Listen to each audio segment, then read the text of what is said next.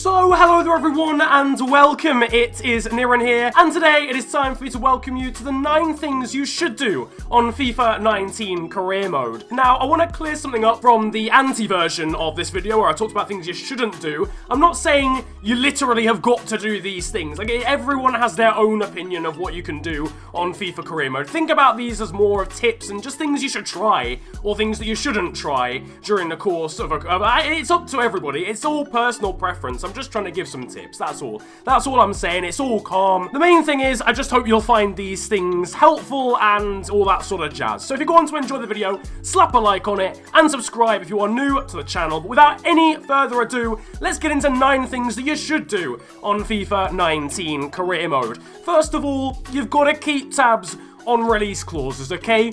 These are literally a cheat code. I made a video about it about a month ago, maybe 2 months ago actually, before the game had even come out, from Berlin. But release clauses on this game are so overpowered, especially with young players. If you can source a couple of youngsters who have release clauses of maybe £2 or £3 million because they're really low rated, they're really young still, but they've got a high potential, come back to them in 2 seasons, because the team they play for won't renew that contract and they won't remove the release clause. So unless another team decides to buy them or activate the release clause, you can literally sign them for that price, no matter what overall they are, regardless. Like, one perfect example of this is a youngster called Abdoulaye Darbo, plays for Nantes over in France. Apparently that's not how you pronounce it. It sounds like a very funny English word. Look, that's not the point. Abdoulaye Darbo has like a release clause of like £2 million and has a potential of 87. So technically you could sign him in like season 5 for £2 million and 87 rating. If you can get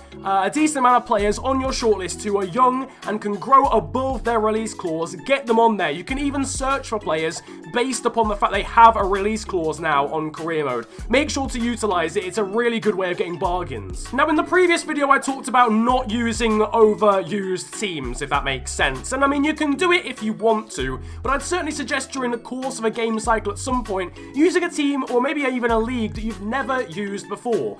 It might be some really out there random one, or it might be a lower division in a country that you've not tried before for a road to glory. Anything like that. I've never personally done a career mode in the Eredivisie, and I think it would be quite interesting to do something like that.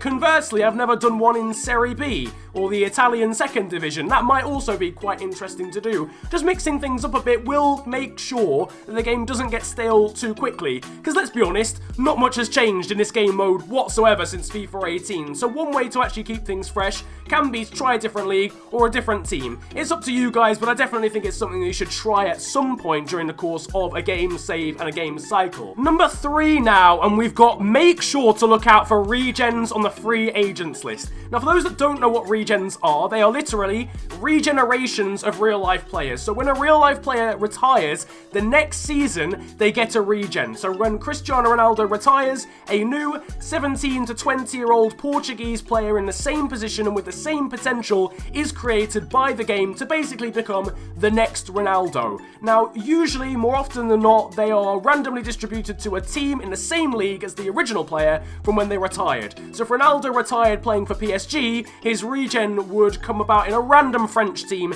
in Ligue 1. However, sometimes they are distributed randomly to the free agents list, and this is a really good way of getting ridiculously good players for free. Obviously, you can do that with the youth academy, but with this, you kind of know how good a player is going to be because you can reference their actual real life counterpart, if that makes sense. And generally speaking, you can just get an 85, 90 rated or a 90 potential player even in the free agents list. Who doesn't want a player that good for free? Number 4 now, and we've got sign at least a couple of hidden gems, or even players you've never used before. Just take 2 players maybe for your career mode save and think, I have never used this player in my entire life.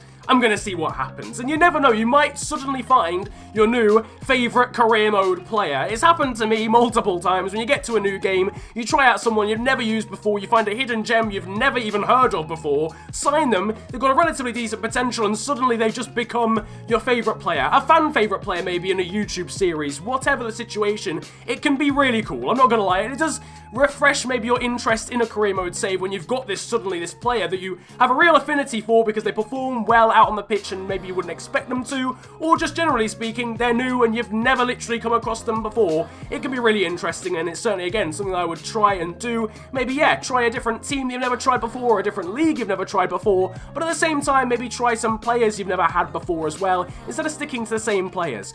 Obviously, again, it's each to their own. You can do what you like. You can sign the same players if you want, if you know they're going to get you results, but at the same time, might be cool to get a couple of new guys in and around the place. Number 5 now, we've got a slightly controversial one in comparison to what people would usually expect, and I'll explain.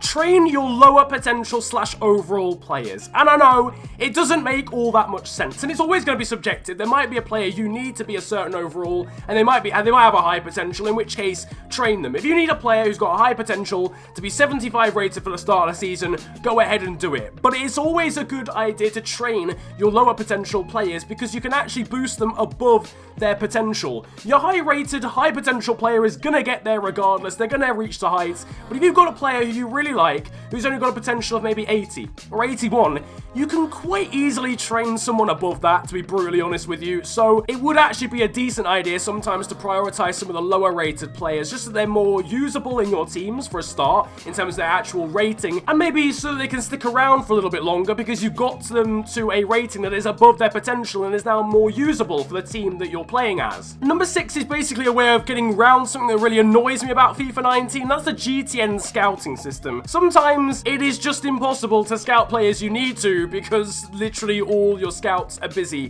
What I would say is try and get as many GTN scouts as you can afford. If you can get 6, that's fine. They don't always have to be 5-star GTN scouts. You can get 3-star, 4-star scouts. They're all good. I wouldn't bother getting a 1-star one because they can only scout like 3 players at the same time, which is kind of pointless, to be honest with you, and it takes absolutely ages. But try and get as many decent to good GTN scouts as you can, because it means you can actually scout like 10, 15 players per scout, and if you have 6 of them, you can train about 80 odd players at a time, which is brilliant. That's as many as you could possibly need to scout at one time. And if you're coming towards the end of a transfer window, it'll also take them less time to scout players as well, so that you actually know a bit more about them before you have to make a bid on deadline day or something. Number 7 is simple. Take advantage of the youth academy. It is literally an endless source of 90 potential players, and I know you've got to be patient with them. At the end of the day, they're going to be like 50 to 60 rated at the start, maybe even some of them like 37 or something. They're going to be awful, but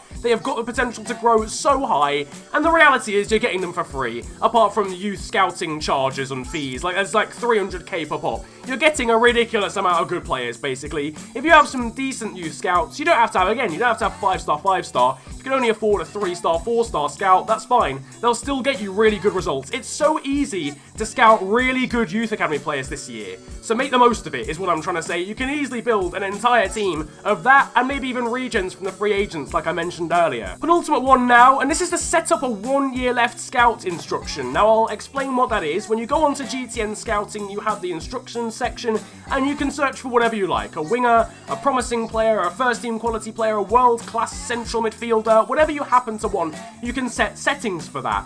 But also, down at the bottom left, you can also see you can search for players based on the amount of years left on their contract. And this is extremely useful, because if you set it to 0 to 1 years, you'll find players whose contracts are expiring, and therefore you can sign them on a pre-contract agreement in January. Now, a bit of a word of warning, if you're someone who likes realism, obviously don't go out and sign the best possible players for flipping Scunthorpe United during your pre-contract agreements. It can be a little bit overpowered, so if you want to be realistic, you can be, but that's the best way of finding players who have their contracts expiring at the end of the year. And then finally, this depends on a lot, please don't hate me for saying it, but if you can afford to, and you have a PC that can run FIFA 19, get the game on PC instead of on console. Trust me, the amount of stuff you can do on career mode on PC is endless in comparison to console. For example, you can actually update kits, you can edit real life players, you can do all sorts of stuff. On top of that, you can change players' ratings and potentials manually. So if you want to randomize people's potentials,